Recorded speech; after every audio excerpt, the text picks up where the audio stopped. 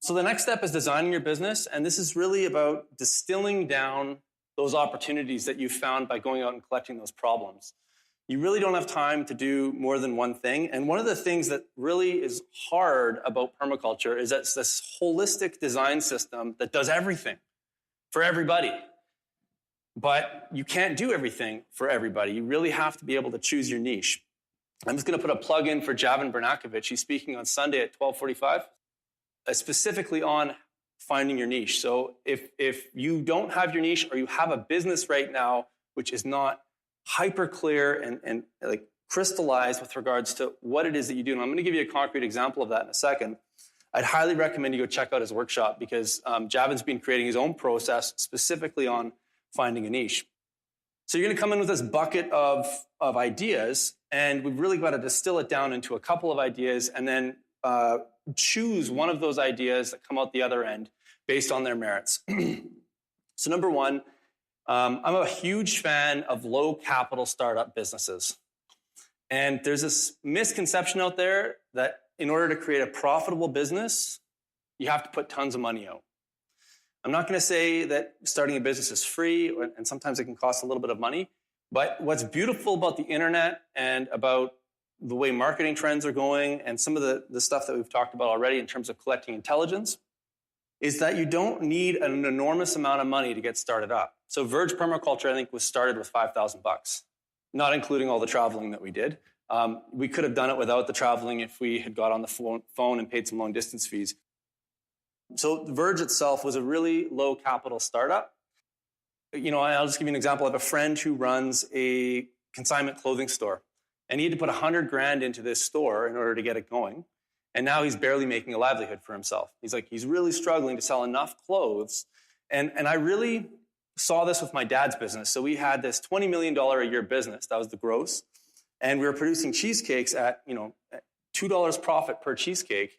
And it might sound like a lot, but it's not. And just because he had this really expensive business, we ended up being in a volume game. And what is really awesome about permaculture is that it's unique. So you can be completely unique in your offering, which means that you can stand alone amongst your peers. And that means that consulting is a great example of this. Consulting can be actually a really profitable business if you figure out what you're really good at and what you have a passion to do without a lot of capital. Number two is it's scalable. So are you going to hit brick walls really early in the game where you just can't get any further, either because you don't have enough time, or you're not valuing your services enough, or your services just don't even have that much value? I mean, these are all questions that you have to ask. I've seen very few businesses that are not scalable. One of the great tools within the permaculture curriculum is needs and yields. So if you're finding that you're coming up against a brick wall, you probably haven't thought laterally enough with regards to different opportunities and options that exist. So most businesses are, but it's definitely a question that you want to try and think about on the front end. Number three is the risk asymmetrical. Asymmetrical risk basically means that the upfront risk is relatively low, but the downside opportunity is relatively high. So I come back to consulting. It's an asymmetrical risk because if I totally screw up, I've maybe got a website, I maybe have some business cards, I've spent some of my own time trying to promote myself, and I've gained all this amazing intelligence that I've gone and collected to try and learn about these problems. So it's really not that risky of a business. Number four, this is a question that I didn't ask going into Verge, but it's extremely valuable.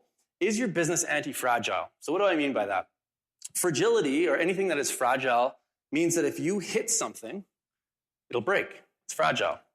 Anti-fragile means that when you hit something or you give something an impact, that it actually improves. Its impact is required to the sustenance of that system. So when you think about a grassland actually benefits from impact. Okay? So we want our business. We all know we don't need to talk about the economy today. We don't need to talk about the state of the world and where things are going. And what I really love about this concept, there's a great book called Anti-Fragile, is that trying to predict things is a complete waste of time because you're guaranteed to get it wrong. You could say, well, this event is going to happen by this time. You'll get it wrong, guaranteed. There's a million possible outcomes. Statistically, it's not on your side. But what we can do is we can say, well, what will happen if we know that something like this type of an event, like we're going to run out of oil eventually, is going to happen? How is my system going to respond to that type of an event? Not worrying about when. We know it's fairly inevitable, but how is it going to respond? So an example of a great anti-fragile business, which maybe isn't all that ethical, is alcohol. So when the economy crashes, guess what happens? People consume more booze. When the economy is really good, guess what happens? People still consume booze. So Verge in itself it's not as anti-fragile as I'd like it to be, but in an upturn economy, people take courses, they learn how to go take care of themselves, and that's great. We build community, we make some money, we build this community around ourselves. In a downturn economy, on the back end of Verge, we're doing all this stuff to our house. So we're retrofitting it. We've got all these skills that we've built up. So now we grow our own food. We've built passive solar greenhouses. We've got renewable energy systems. We're taking care of ourselves. And most importantly, we've got all this social capital around us. So from that perspective, it's actually really anti-fragile. That's one of the things that we're lacking most is that community equity, which is one of the most amazing things that happens when you start doing this type of work.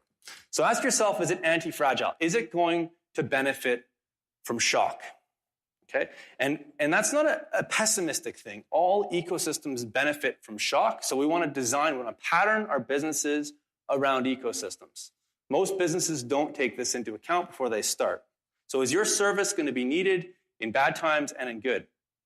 Does it stack? Are there other things that you can stack onto this enterprise down the road? And again, I haven't seen too many businesses where you can't find other stackable things. Joel Salatin has these ancillary farms that he attaches onto his thing. He's built this, like every business is kind of like a giant ferry or a tanker running through the water. And it creates this wake of value behind it.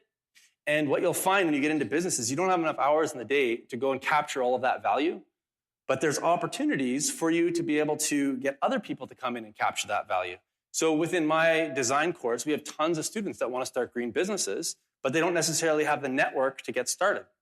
Well, I've built this network. I've got this huge community around me in Southern Alberta, and we've got all these things that I just don't have time to go and do. And so there's opportunities to stack other enterprises into what Verge does that's mutually beneficial to me, it's mutually beneficial to the community, and it's mutually beneficial to this person that wants to create a livelihood where there doesn't exist a job in the area that they want to work.